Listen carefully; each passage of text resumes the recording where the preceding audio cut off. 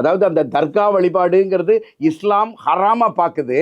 ஆனால் இயல்பாக இங்கே மக்கள் அதை இந்து மதமும் அந்த இஸ்லாமும் இணைந்த ஒரு வழிபாடாக தான் இருக்குது.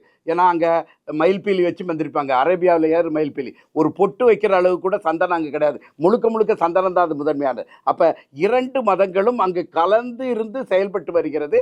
சொன்ன மாதிரி 80% போகிறவங்க இந்துக்களாக இருக்கிறார். அப்போ சமுதாய நல்லிணக்கத்திற்கு அது ஒரு ஆரம்பமாகவும் நிறைவாகவும் இருக்கக்கூடிய ஒரு இடத்துல சமூக நல்லிணக்கத்துக்கே மாறுபாடுகளும் வருது, அதுக்கு ஒரு த்ரெட் வருது, அதுக்கு ஒரு அச்சுறுத்தல் வருதுன்னா அதை நம்ம ரொம்ப ரொம்ப ரொம்ப அங்கே தான் சமுதாய நல்லிணக்கமே வரக்கூடிய இடத்துல இப்படி வர்றதை நம்ம எந்த காலத்திலையும் அனுமதிக்க இல்லைங்க. அதான் அது எந்த புள்ளியிலேருந்து வருது அப்படிங்கிறதா. நீங்கள் பிரியாணி சாப்பிட்டே தப்புனாக்கா தர்காவில் கொண்டு போய் தயிர் சாதமும் பொங்கல் வச்சு சாப்பிட முடியாதுல்ல.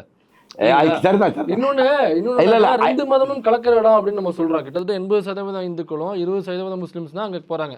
சரி 50-50 வச்சுக்கலாம். நீங்க அங்க வந்து மரக்கறி சாப்பிட்றது, மாமிசம் சாப்பிட்றது அப்படிங்கிறது நீங்க எடுத்துக்கிட்டோம்னாக்கா இந்துக்குள்ள தமிழ்நாட்டுக்குள்ள கிட்டத்தட்ட 97-98% நம்ம எல்லாமே மாமிசம் சாப்பிடுறோம். அப்படி மாமிசம் சாப்பிட்றதே நீங்க தவறுன்னு சொல்றது இருக்குல்ல.